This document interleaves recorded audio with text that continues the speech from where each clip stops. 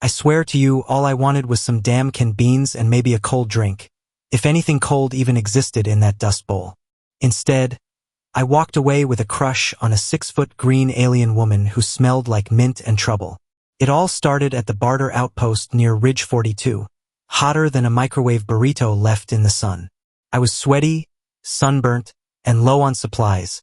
You know, the usual post-invasion lifestyle.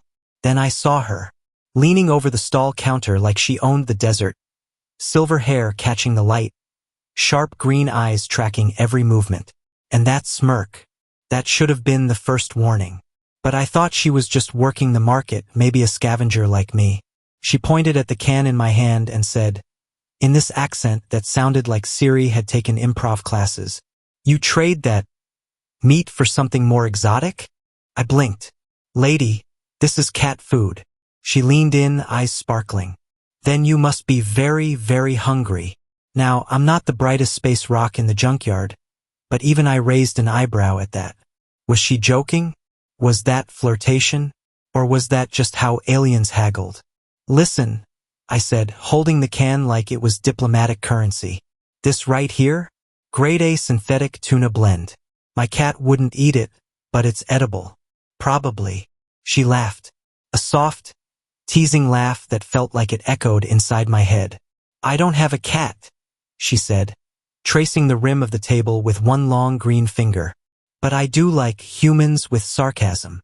Okay, I'll admit it, I got a little nervous. I mean, I've been flirted with before, but not by someone who looked like she belonged on the cover of Galactic Vogue and could probably bench press a hoverbike. "I thought you were just trading," I said. "And I thought you were just handsome," she shot back. Boom. Right there. Full mental system reboot. I coughed like an idiot and looked for an escape route, but my boots were stuck in place, like my brain was trying to walk away, but my feet said, "Nah, bro, we're seeing how this ends." "Name's Joseph," I managed. "Nala." She extended a hand, but when I shook it, she didn't let go, just held it for a second longer than necessary. Her skin was cool, smooth, like glass left in moonlight. I started sweating more than the desert already had me.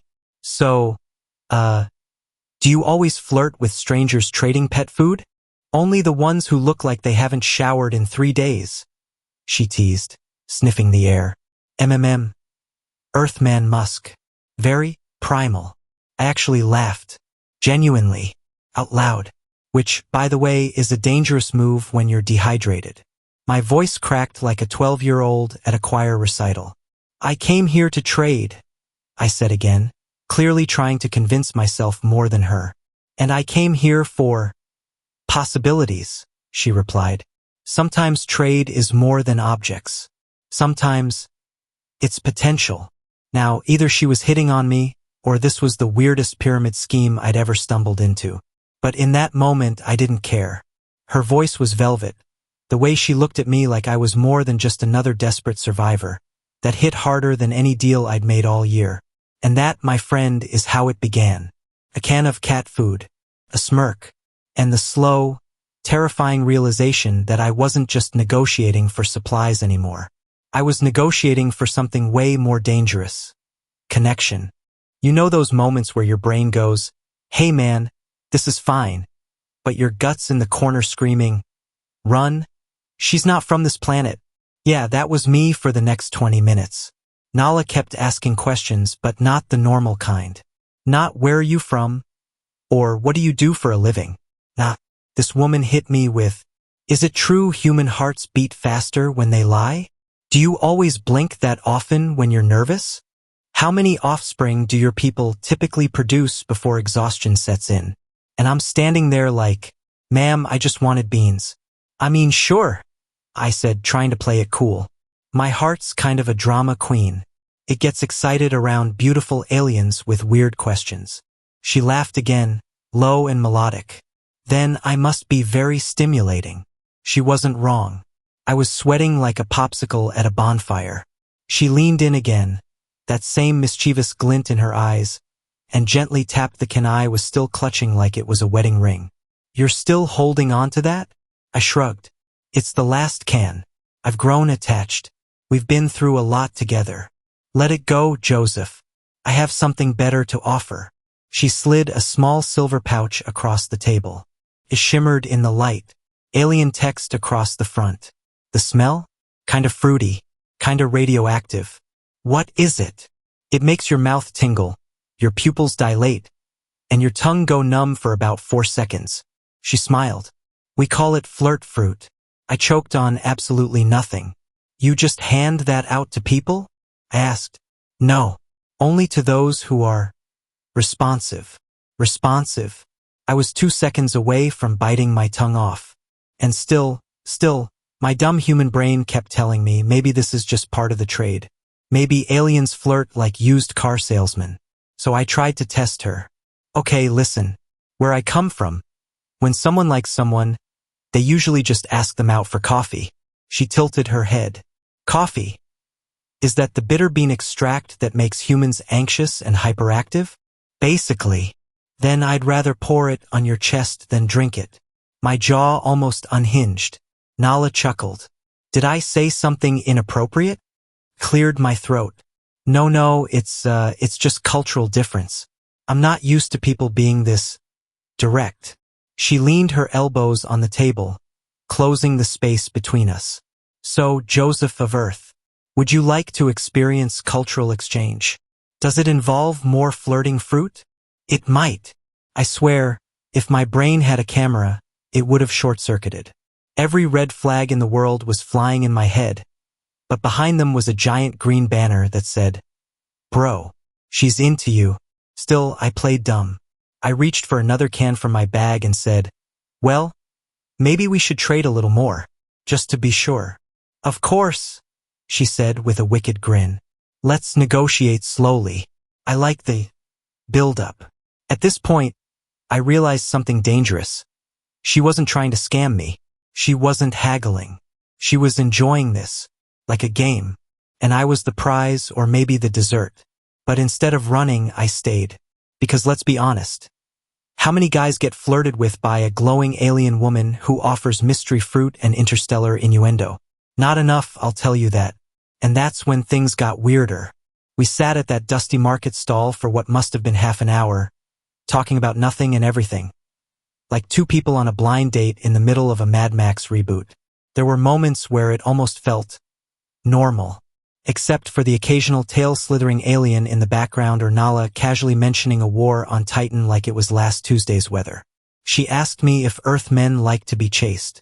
I asked if her kind usually flirted while armed. She said, only when the target's worth the hunt. I said, good to know I'm on the menu. That got a smile. One of those slow, sharp grins that made her cheekbones glow a little under the desert light. She tilted her head, looking at me like I was both a puzzle and a snack. Do you know what a felinari is? She asked suddenly. Sounds like a pasta. It's a bond, a neural one. Strong. Unbreakable. It only forms between species when there's potential. Potential for what? Space babies? She laughed. For mutual understanding, emotional transfer, unity of thought. Though reproduction is one of the, let's say, possible bonuses. That last part? Said with a wink. I didn't know whether to blush or build a bunker. I tried to play it cool. I leaned back, nodded, popped open my can of cat food just to look busy. Okay, so aliens bond emotionally. Big deal. We've got therapy apps. She raised an eyebrow. Do your therapy apps kiss back? I stared at her. Are you saying you want to kiss me or analyze me? Joseph, she said. Suddenly serious, her voice lower, slower. You need to understand something. She pulled out a small orb from beneath the counter. It looked like a marble filled with fog. When she pressed her thumb to it, it lit up. A hologram appeared. Two figures standing back to back, then slowly turning toward one another. Their silhouettes flickered between human and alien shapes. As they faced each other, light surged between them. A pulse, then a merge. That's what a felinari looks like. Romantic, I said, voice dry. Looks like a cosmic mind meld. Do I get a sticker afterward? No, she replied, dead serious. You get connection, memories, pain, pleasure, everything the other feels. I blinked. So, you're saying if we fellow whatever, I'll know what you feel? And I'll know what you feel. All of it. Even the feelings you hide from yourself. Well, damn. My sarcasm dried up real quick. Suddenly, her flirting wasn't just a game. It was testing the field. Seeing if I could handle that kind of intimacy. The kind we humans spend our lives trying to dodge. I leaned forward, elbows on the counter. Okay, you've clearly got the hots for me. Who could blame you? But what's the real reason? Why me? She stared at me for a long moment. And when she spoke again, her voice wasn't flirty. It was almost sad. Because you don't hide it like the others. Hide what? Loneliness. Most humans have built walls. Humor. Rage. Numbness. You're trying to hold it together with canned jokes and cat food. But your heart's leaking all over the place. I didn't know what to say. I felt it the moment you looked at me, she added softer now. Not lust. Not curiosity. Just this ache. You want to be seen. And Joseph, she smiled faintly. I see you. Now listen. I've been through breakups, power outages, one near abduction in Reno. But nothing ever hit me like that line. I wanted to laugh it off, say something dumb, crack a joke. But my throat just closed up. My body felt too heavy to move. She stood, walked around the counter and sat beside me. Close enough I could see the tiny silver veins beneath her green skin. Close enough to smell something strange but beautiful, like cinnamon and lightning. She whispered, if we bond, I won't be able to leave, not without losing parts of myself. I turned. Why would you risk that? For some lonely guy with desert sweat and commitment issues? Because I'm tired too. Silence stretched between us. The market noise faded into the background like static. The kind of silence where you don't need words, because everything's already in the air. Then I said, so, what, you're not just here trading supplies? You're here, looking for a soulmate. She laughed. Your species loves calling it that. Soulmate, twin flame, ride or die. Then she leaned closer, voice nearly in my ear. But yes, something like that. Only you weren't supposed to be here. You weren't the plan.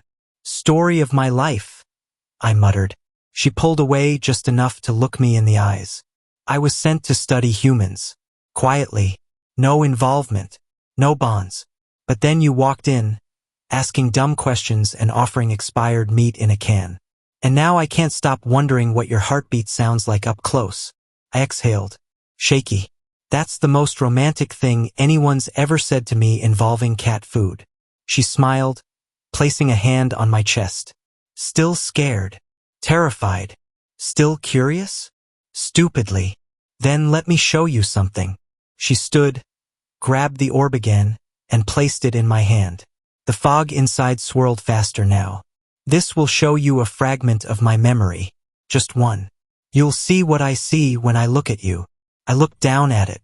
What if I don't like what I see? Then you walk away. No questions. No guilt. But if you do, she trailed off. I held the orb up. A surge of heat shot through my hand. My vision blurred. Then, flashes. Her memory. Me, walking into the market, sweaty and annoyed. But from her eyes, I looked like something warm, familiar. My laugh echoed, and her heart pulsed like thunder. Her thought echoed, there you are. Then it ended. I gasped, blinking fast. Nala was watching me. I couldn't speak. She reached out, brushing my arm with her fingertips. Now you know. And I did.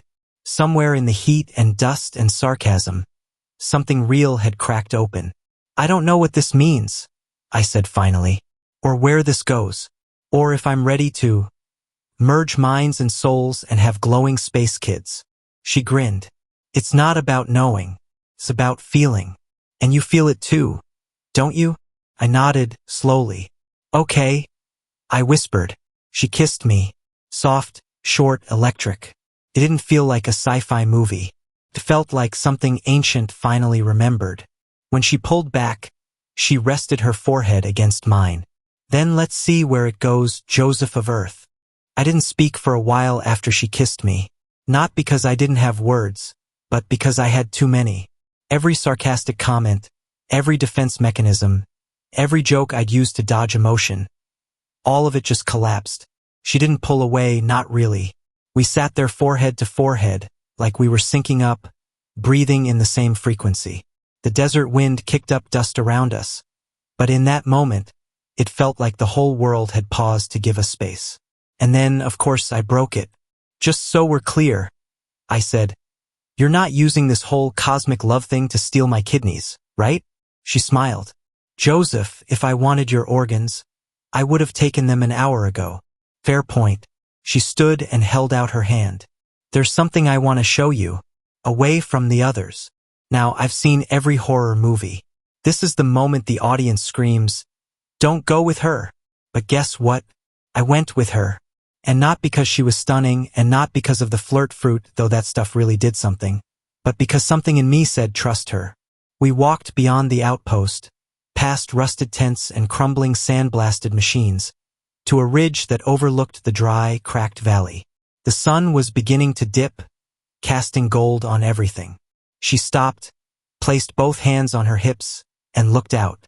This world is noisy, she said. But you're not. I can be. I snore like a dying hovercraft. She chuckled. No, I mean your energy. It hums differently, like you're waiting for something. But you don't know what. Probably tacos. But yeah, that tracks. She turned serious now. You need to understand what bonding with me means. This isn't casual. It's not grab a drink and maybe make out by moonlight. This is forever. Like, forever, forever. I nodded slowly. Okay, so, explain it to me. No riddles. Just truth. She hesitated. Then quietly, if we connect, your mind will change. Not just memory sharing, your instincts, your empathy, your identity. You'll feel what I feel. You'll understand things no human was meant to. And if we separate, she looked away. We don't survive that kind of rupture well. Not my kind. Not yours. A weight settled between us. Not fear, just realness. This wasn't a fantasy anymore. This was choice. Deep, permanent, scary as hell choice. I stared at her, wind whipping her silver hair behind her shoulders. You've done this before? I asked. She shook her head. Never. We're forbidden to. But you, she smiled sadly. You weren't part of the plan. You happened. I stepped closer. So what now? Do we just dive off the emotional cliff and hope we grow wings? Only if you're sure. I thought about my life. The months of walking, scavenging, pretending everything was fine. The people who came and went. The silence that sat with me at night like a weight on my chest. And now here she was. This strange, bold, glowing woman who saw through every defense I had in 10 minutes. I reached for her hand. I'm not sure of much, but I know I don't want to keep living numb. If this is real, if you're real, then yeah, let's jump. Her breath caught, just for a second. Then she nodded. Close your eyes. I did. I felt her forehead press against mine again. But this time, something deeper happened. Like a flicker of light behind my eyes. A vibration in my ribs. Her voice entered not through my ears, but through my mind. Let me in. I didn't resist. Suddenly, everything rushed in. Her memories, her childhood on a crimson-lit world called Viral, the first time she flew a solar skimmer, the loss of her sister during the invasion of Earth, the moment she was assigned to observe human resilience. And then me. From her perspective, the moment I walked into the market. How my laugh hit her like a song she hadn't heard in years. How my sarcasm reminded her of her sister. How my loneliness matched her own like puzzle pieces worn by time. It was overwhelming, beautiful, terrifying. Then I felt her hand over my heart. You okay? She whispered aloud. I opened my eyes. Tears. Mine. I didn't even realize they were there. Yeah, I said, voice cracking. Just, you hit me right in the soul with a memory laser beam. She smiled, gently wiping my cheek. We're connected now. You'll hear me even when I'm silent. You'll feel me even when I'm far. Cool. So basically, I can't ever pretend to ignore your texts again. She laughed, full and bright. Joseph of Earth, you're ridiculous. And you love it. Unfortunately, yes. We stood there as the sun dipped below the hills. 2 different species, 2 different hearts, beating in one rhythm now. It didn't feel alien. Felt right. Hey, I said softly. What happens now? She took a deep breath. Now, we decide what kind of story this becomes. Happy ending? Only if you're willing to fight for it. I grinned. Then buckle up, space girl. You just bonded with the most stubborn human this side of the asteroid belt. She leaned in, whispered, Good. I like stubborn. And we kissed again. This time, it wasn't about sparks or drama. It was simple, solid, real. As the stars blinked to life overhead, I realized something I hadn't felt in a long time. I wasn't alone anymore. I came for a can of beans and left with a bonded alien girlfriend, a galaxy-sized emotional upgrade, and a future I never expected. Life on Earth just got a lot more interesting. My name's Joseph, and this is just the beginning. The Alien Files.